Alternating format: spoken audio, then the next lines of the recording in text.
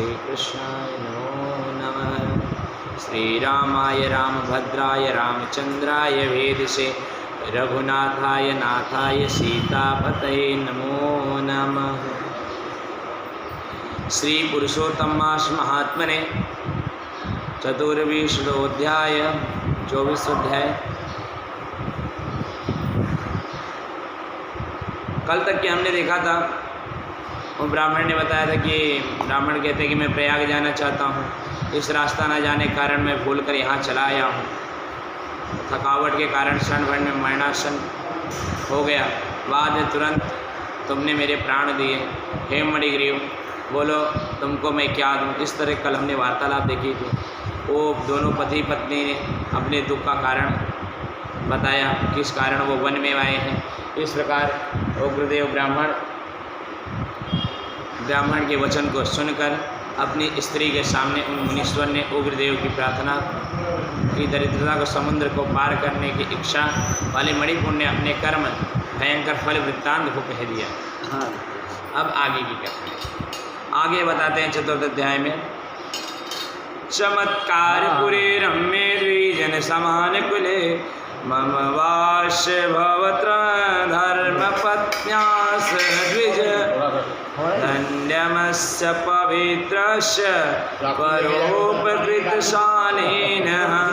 कदाचिद्वैन योगेन दुर्बुद्धि समपगत निज धर्मा परित्याग कृता में दुष्टबुद्धिनां पर स्त्री सेवनम नित्यमे पेयं पीयसे रसम् शौर्य हिंस परहास परितम स्वबुद्धि बृहद्वरेण भूपेन मृदगृह लुण्ठित तदा आविष्ट च यत केशित गृहीत बन्धो वृधरणम् एव तिरस्कृतं शौर्यवनवासचीकरं कृत्वा जीववधं नित्यं जीवेय भर्याहस एतस्मिन् मे पिने घोरे वसतु मे दुरातन कुर्वासुनो ग्रह ब्राह्मणं पापयोक्त समप्रतं प्राचीन पुण्यपूजेन समातृगरेण भवान्।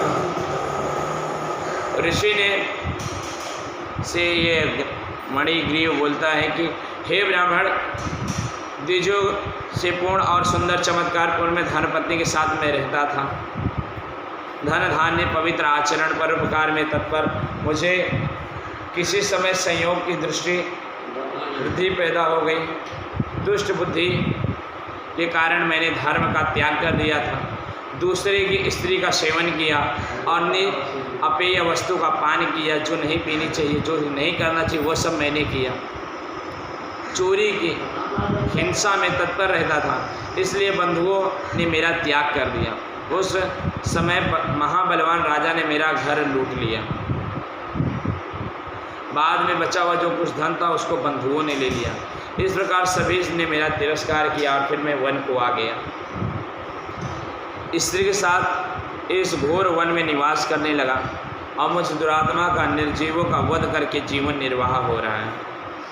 हे ब्राह्मण, इस समय आप मुझ पात की अनुग्रह करें।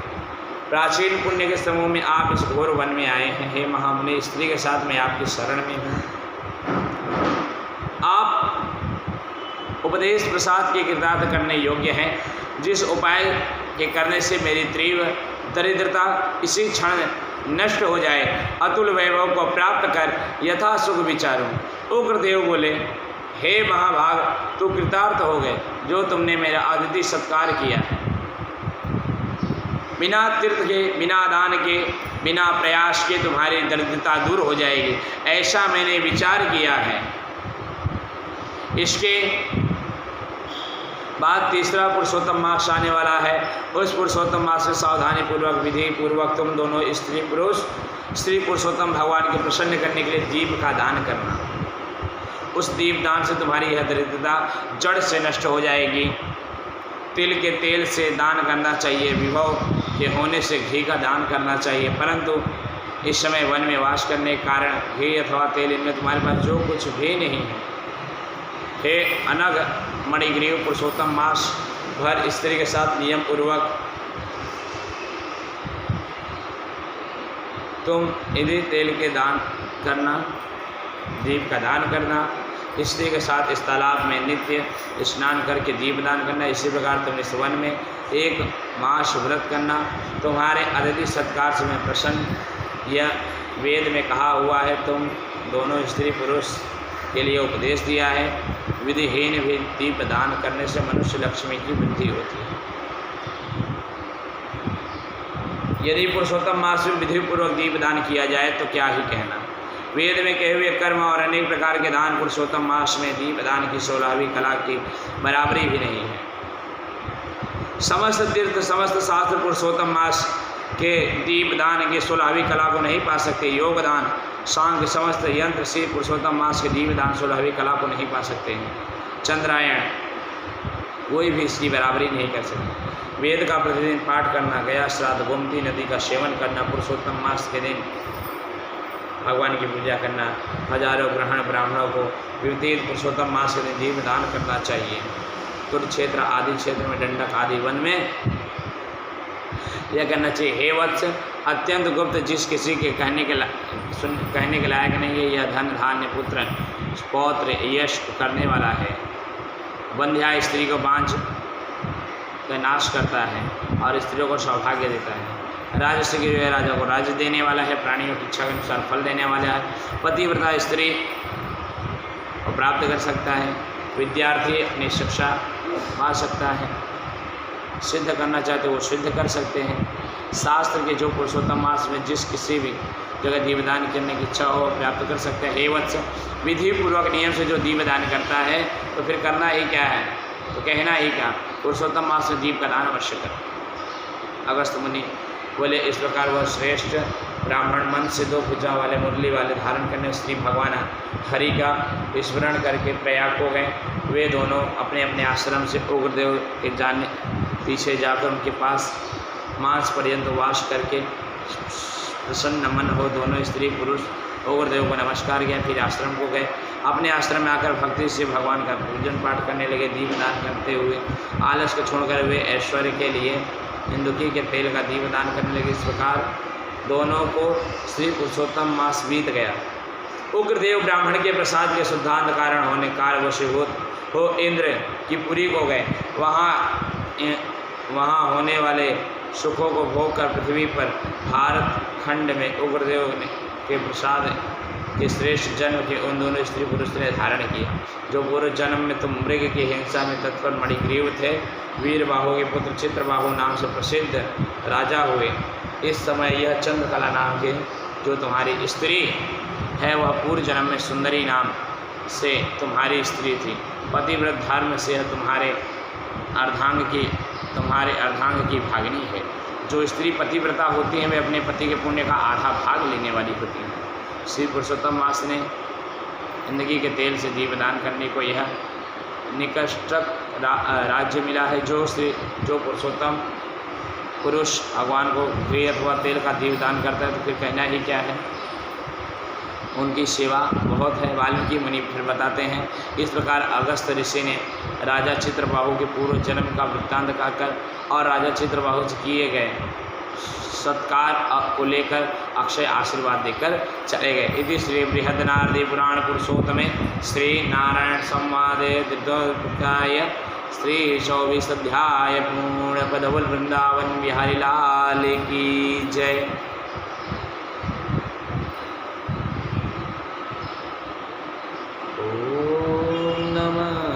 शिवाय। फिर धनवंता राजा बोले, हे ब्राह्मण मुनि, अब उस पुरुषोत्तम मास के प्रत्यय करने वाले मनुष्यों का कृपा करके उद्यापन विधि को अच्छी तरह से कहिए। वाल्मीकि बताते हैं कि पुरुषोत्तम मास के फल की प्राप्ति के लिए पुरुषोत्तम भगवान के उद्यापन विधि को थोड़ी अच्छी तरह से कहूँगा।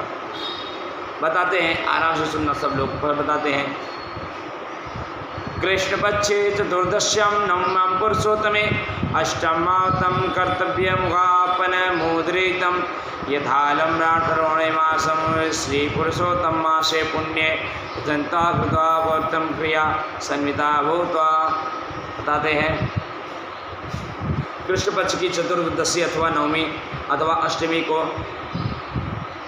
इस पवित्र पुरुषोत्तम मास के प्रातःकाल उठकर यथायथ पूजन समान की पूर्वक क्रिया कर एकाग्र मन होकर सदाचारी विष्णु की भक्ति में तत्पर रहित स्त्री सहित 30 ब्राह्मणों को निमंत्रण दे। हे पुते, यथाशक्ति अपने धन के अनुसार 7 अथवा 5 ब्राह्मणों को निमंत्रित करे, जैसी आपकी शक्ति हो। मध्य 16 शेर अथवा उसका आधा या उसका भी आधा यथाशक्ति पंचजान्य से उत्तम सरोतो भद्र बनाए। बाद सरोते भद्र मंडल के ऊपर स्वर्ण, चांदी, तांबा अथवा मिट्टी के छिद्र रहित शुद्ध 4 कलश स्थान करना चाहिए। 4 व्यू के प्रेत्यर्थम चारों वासुदेव, हलधर, प्रद्युमन, अनिरुद्ध देव को स्थापित करें। पुरुषोत्तम मास के व्रत में आरंभ स्थापित किए हुए राधिका सहित देवेश पुरुषोत्तम भगवान को कलश युक्त वहाँ लाकर मंडप के ऊपर मध्य में स्थापित करें। वेद वेदांग के जानने वाले आचार्य को बुलाइए। जब के लिए 4 ब्राह्मणों का भी वर्ण करें। अंगूठी के सहित 2 वस्त्र देना चाहिए। प्रसन्न मन से वस्त्र, आभूषण आदि देकर आचार्यों की पूजा करनी चाहिए। ब्राह्मणों को 4 व्यूह का जप कराना चाहिए और 4 दिशाओं में 4 दीपक का भाग होना चाहिए, स्थान होना चाहिए। 4 दीपक के भाग में उपस्थित करने चाहिए। फिर नारियल आदि फलों को क्रम के अनुसार अर्घ का दान देना चाहिए। गौरी गणेश को घुटनों के बल में पृथ्वी में स्थित होकर पंचरत्न और यथाबल अच्छे फलों का दान दोनों हाथ में लेकर श्रद्धा भक्ति से युक्त हर्ष होते हुए प्रसन्नचित भगवान हरि का भी ध्यान करो। अर्घ दान दो उनको भी। अर्घ का मंत्र देव देव हे पुरुषोत्तम आपको नमस्कार, हे हरे, हे रुक्मणी वल्लभ आपको नमो नमः, श्याम वर्ण 2 भुजाधारी। इस तरह भगवान का नाम लेते हुए फिर उनकी बाद में आरती करनी चाहिए। फिर नीराजन का मंत्र कमल के दल के शांति वाले राधिका रमण कांटिका देव शिव नीराजन करता हूँ आपका। अब ध्यान मंत्र के रत्नों से शोभा शांत सिंहासन अर्जित धनार्घ शब्दवंशी रूपी मोहित वृक्ष की स्त्रियों से घिरे हुए, इसलिए वृंदावन में अत्यंत शोभामान राधिका कौस्तुभ मणि के चलकते हुए हृदय में शोभामान रत्नों से जड़ित। फिर नवीन मेघ के समान श्याम वर्ण पीत वस्त्रधारी अच्युत श्रीवत्स सिंह शोभित कल को करना चाहिए। फिर भगवान को दक्षिणा चढ़ानी चाहिए। सपत्नी आचार्य को भक्ति से वस्त्र आभूषण से प्रसन्न करके ऋतित्व को उत्तम दक्षिणा देनी चाहिए। बछड़ा सहित वस्त्र सहित दूध देने चाहिए। सुशीला गौ को घटा आभूषण से भूषित करके उनका दान करना चाहिए। तांबे का पेट, स्वर्ण का श्रृंग, चांदी के खूर से भूषित कर देवे। ओम। बाद में घृत पात्र देवा और उसी प्रकार तिल पात्र देवे। स्त्री पुरुष को पहनने के लिए उमा महेश्वर के प्रीत्यर्थम वस्त्र का दान करना चाहिए। अखंड सौभाग्यवती रहने के लिए माँ भवानी को वस्त्र चढ़ाना चाहिए श्रृंगार के साथ में। यह पुरुषोत्तम मास में भी लिखा हुआ है। और भगवान शिव के लिए भी वस्त्र जो हो सकें उसका प्रीत्यर्थम दान करना चाहिए पुरुषोत्तम मास में, या उनको अर्पण कर रख लेना चाहिए प्रसाद के रूप में। और 8 प्रकार के पद देने चाहिए। 1 जोड़ा जूता। यदि शक्ति ना हो तो आयु की चंचलता का विचार करते हुए कुछ भी दान कर देना चाहिए, देरी नहीं करना चाहिए। साक्षात भगवान का जो रूप है पुस्तक को दान करना चाहिए। तो वह कोटि कुल का उद्धार अप्सरागणों सेवित विमान पर सवार होकर योगिनियों का दुर्लभ गोलोक को जाता है। हजारों कन्यादान, सैकड़ों वाजपेयी यज्ञ, धन धान के साथ क्षेत्रों दानों का तूल दान आदि 8 महादान है, वेद दान है, वे सब श्री भागवत दान के 16वीं कला के बराबर नहीं कर सकते। इसीलिए श्री भागवत को स्वर्ण के सिंहासन पर स्थापित करके आभूषण से अलंकृत करके ब्राह्मण को देवे। कांसे के 30 संपुट में 30 माल बुआ रखकर ब्राह्मणों को देवे। हे पृथ्वीपति, हे भूस्वामी, एक माला से जितने छिद्र होते हैं उतने वर्ष पर्यंत वैकुंठ में जाकर वास करना। बाद में योगिनियों को दुर्लभ निर्गुण गोलोक को जाता है, जिस स्थान पर सनातन ज्योति को जाकर वापस नहीं लौटते। 2.5 शेर कांसे का संपुट कहा गया है। निर्धन पुरुष यथाशक्ति व्रत पूर्ति के लिए संपुट दान करे, अथवा पुरुषोत्तम भगवान के प्रीत में मालपुआ का कच्चा सामान, फल के सामान संपुट रखने चाहिए। और व्रत करने वाला विधि पूर्वक भोजन का सामान का संकल्प ले। अंगूर, केला, अनेक प्रकार के आम के फल, घी के पके हुए सुंदर उगड़ के बने चीनी के घी के बने घेवर, फेनी, खांड के बने मंडप, खरबूजा, काकड़ी आदि सारी चीज़ें वासित गोरस कर अलग अलग शाक, अलग अलग प्रकार के भोजन सुगंधित पदार्थ से वासित करके गोरस को परोस कर कोमल वाणी से बोलता हुआ, यह स्वादिष्ट है, इसको आपके लिए तैयार किया है, प्रसन्नता के साथ भोजन करिए। हे ब्राह्मण, हे प्रभु, जो पकाए हुए पदार्थों को अच्छा मालूम हो उसे मांगिए। मैं धन्य हूँ, आज मैं ब्राह्मणों का अनुग्रह प्राप्त हूँ, मेरा जन्म सफल हुआ। इस प्रकार कह कर आनंद पूर्वक ब्राह्मणों को भोजन कराकर तांबूल और दक्षिणा, इलायची, लौंग, कपूर, नागर, पान, कस्तूरी, जयंती, कथा, चूना और सब प्रकार को मिलाकर भगवान के लिए प्रिय तांबूल देना चाहिए। इसके समान युक्त करके आदर तांबूल देना चाहिए। इस प्रकार ब्राह्मण श्रेष्ठ के लिए भी देना चाहिए। ऐश्वर्य के लिए परम लोक अमृत का भोक्ता है, स्त्री के साथ ब्राह्मण को प्रसन्न कर हाथ में मोदक देना चाहिए। और ब्राह्मणियों को विधि पूर्वक वस्त्र, आभूषण, माँ गौरी का ध्यान कर कर देना चाहिए। अलंकृत कर वंशी देवे चाहिए। सीमा तक उन ब्राह्मणों को पहुँचा कराना चाहिए, रास्ते तक। मंत्रहीन, क्रियाहीन, भक्तहीन जनार्दन यत् पूजम मया देव परिपूर्ण तदत्त। इस मंत्र से पुरुषोत्तम भगवान का क्षमा याचना मांगना चाहिए। यश स्मृता नामुक्त्याम ततो यज्ञ दीप्तम नित्य संपूर्णता त्यादि नतो बंधम तम निश्चितम। इस मंत्र से जनार्दन भगवान का जो कुछ भी कमी रह गई है उस अच्युत भगवान की कृपा पूर्ण फूल देने वाला है। कुटुंब जनों को भोजन करावे, अमावस्या के दिन रात्रि जागरण करें, स्वर्ण की प्रतिमा बनानी चाहिए। पूजा के अंत सपत्नी पवित्र होकर पुरुषोत्तम भगवान का पूजन करना चाहिए। फिर आचार्य को मूर्ति सहित चढ़ा हुआ सामान दे देना चाहिए। इच्छा के अनुसार यथा योग्य अन्नदान भी देना चाहिए। जिस किसी के उपाय से व्रत को करे और उत्तम भक्ति से द्रव्य के अनुसार दान करना चाहिए यथाशक्ति। स्त्री अथवा पुरुष इस व्रत को करने से जन्म जन्म में सुख, दारिद्र्य और सौभाग्य को दौर्भाग्य नहीं प्राप्त होते।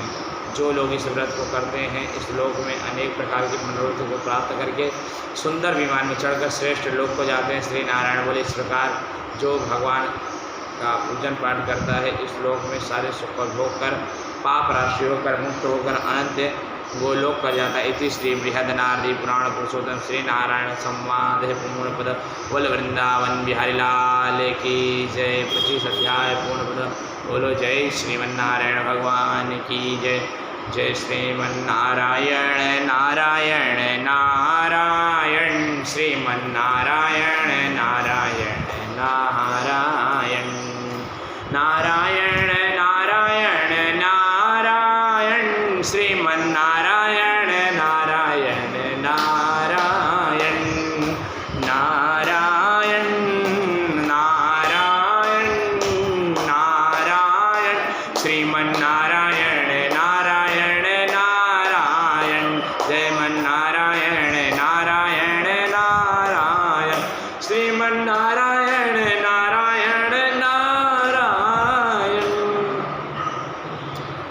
फिर 26वें अध्याय में बताते हैं, वाल्मीकि महाराज कहते हैं अब उद्यापन के व्रत के नियम को त्याग करते हैं। वाल्मीकि बोले संपूर्ण पापों का नाश करने के लिए गरुड़ध्वज भगवान की प्रसन्नता के लिए धारण किए व्रत के विधि विधान त्याग करते हैं। हे राजन, मनुष्य नवव्रत करने वाला मनुष्य समाप्ति में ब्राह्मणों को भोजन करावे और बिना मांगे जो कुछ मिल जाए उसको खाकर रहने में स्वर्ण दान करना चाहिए। अमावस्या का भोजन नियम पालन करने वाले दक्षिणा के साथ गोदान देना चाहिए। जो आंवला जल से स्नान करता है वह दही अथवा दूध का दान देता है। हे राजन, फलों का नियम किया गया, फलों का दान करना चाहिए। तेल के नियम का दान करना चाहिए, अर्थात तेल छोड़ा गया तो समाप्ति में घृत का दान करें। घी का नियम किया गया है, दूध का दान करें। हे राजन, धान्यों के नियम में गेहूँ, सली का चावल दान करें। हे राजन, यदि पृथ्वी में शयन का नियम किया गया है तो रुई भरे गद्दे देने चाहिए, चांदनी के सहित। अपने सुख को देने वाली तकिया आदि रखकर शैया का दान करना चाहिए। वह मनुष्य भगवान को प्रिय होता है जो मनुष्य पत्र में भोजन करता है, वह ब्राह्मणों को भोजन करावे। गृह चीनी का दान करना चाहिए। मौन व्रत में स्वर्ण से सहित घंटा और तिलों का दान करना चाहिए। पत्नी के साथ में ब्राह्मणों को गृह युक्त पदार्थ का भोजन कराना चाहिए। हे राजन, नख तथा केशों को धारण करने वाला बुद्धिमान दर्पण का दान करे। जूता का त्याग किया तो जूता का दान करें। लवण के त्याग में अनेक प्रकार के रसों का दान करे। दीप त्यागी किया है तो पात्र सहित दीपक का दान करे। जो मनुष्य अधिक मास में भक्ति से नियम का पालन करता है वह भगवान की श्री निवास को जाता है। तांबे के पात्र में और स्वर्ण की बत्ती रखकर दीपक का दान करें। व्रत की पूर्ति के लिए पल मात्र ही दान दे।